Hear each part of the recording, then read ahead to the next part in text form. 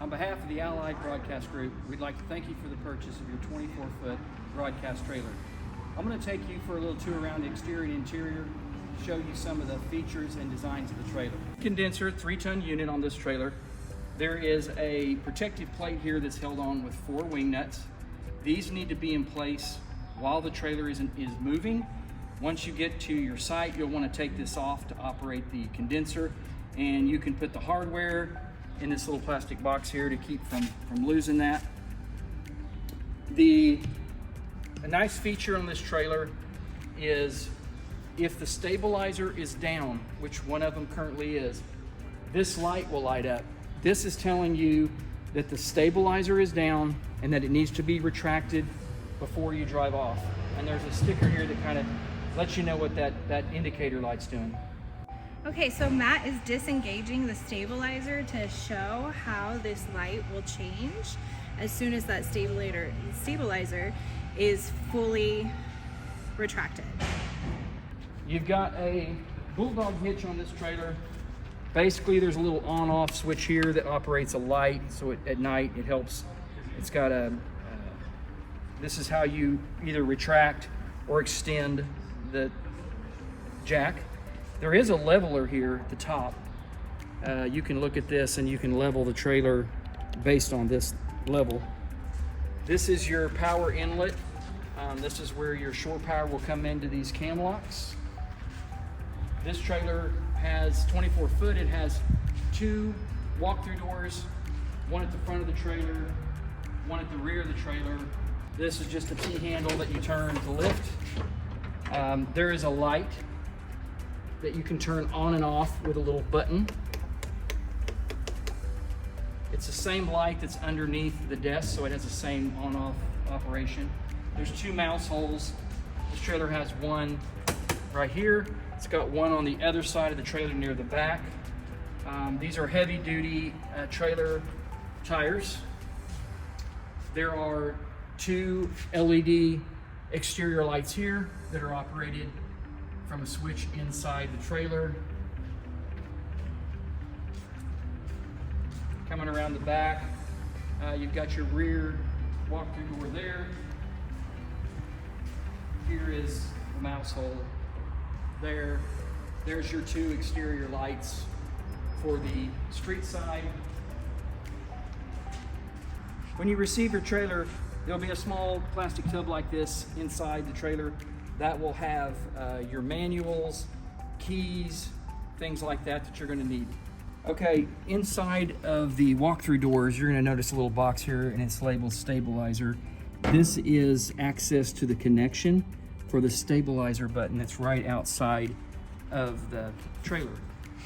The reason we give you these access points is because the trailer walls are very narrow. It doesn't give us much room to run anything through the walls. And once you carpet it, you pretty much isolate everything. So we try to give you access points to connections so that if anything were to ever happen, you can get to that connection. So this right here is your main breaker. As you can see, we got everything labeled for you. So this can be everything off your cam locks, like your HVAC. You got your 2 HVACs here, and then most of the other ones are going to be your outlets. Everything's running through that. And then if you look down here in this black cabinet, this is where all your 12 volt is. Here's your 12 volt battery. The power converter here basically will keep your battery charged. And then here's your fuse block here. There should be a paper in there that does name everything that's connected here. There will be extra fuses that come with it, just match the ones that are already with it. There's numbers on there, goes from 20 down to 5.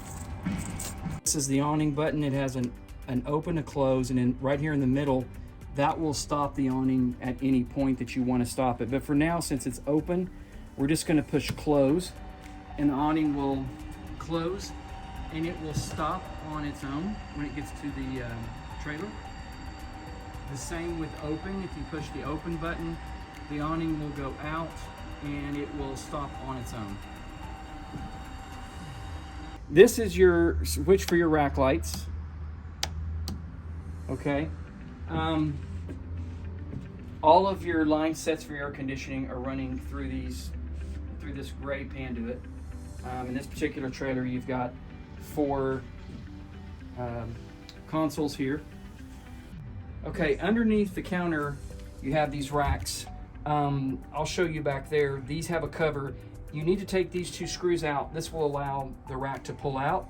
There's also a switch here you can lift up and rotate the rack either direction. Underneath the counter, you have LED lighting at each rack location that you can turn on and off with just a push button, and that's operated on the 12-volt system. You've got access for your monitors. From here, you go down, there's access holes underneath the counter for that. Each of these consoles will have access holes from the console to underneath the counter. These here, they're labeled exterior light access. These just access the connections to the LED lights on the exterior of the trailer. For some reason they ever go out or you want to replace those, you can open this up and access it there. There are 3 air handlers in this particular trailer. Each has a remote located somewhere near the air handler. Typically, as long as you're pointing this at the air handler, one remote will operate all 3. You don't really need all 3 remotes. Just walk around with one, point it right at that unit, and that will turn that particular unit on. All the manuals for the air conditioners will be located in the information box you get inside the trailer. It's pretty self-explanatory. It's pretty much heat, cool, and then different levels of fan. Inside the main rack, you have 3 circuits, one near the bottom, one in the middle, and one at the top. Each of these are on their own breaker, and each is identified with a sticker that tells you which breaker operates that particular outlet. Underneath the production desk, there's a gray piece of slotted panduit that actually runs from the back of the trailer all the way to the front of the trailer, and it'll allow you to run your cabling from production into audio.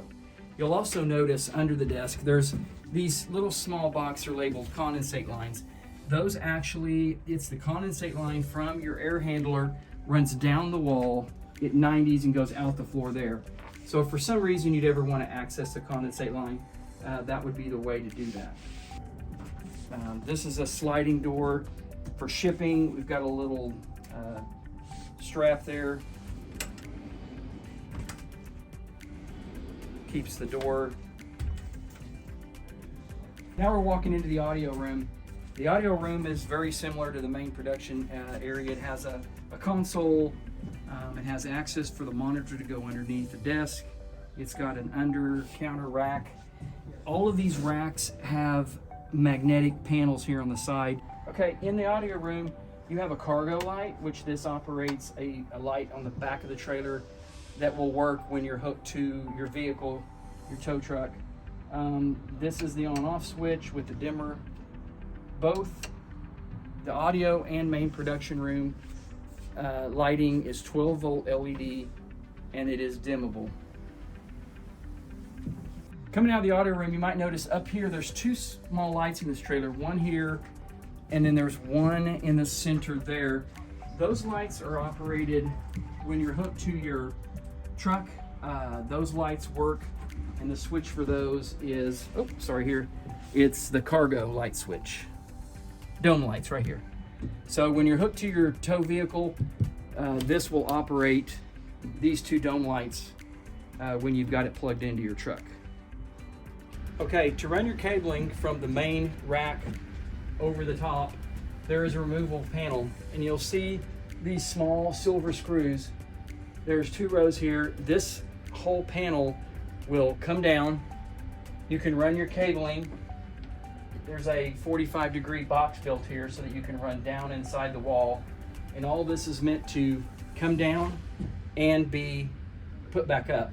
Also, on the side of your rack, there's 4 screws on each side. This panel on the side is also removable. So you can remove the side of this as well as this section of roof that goes across here for your cabling.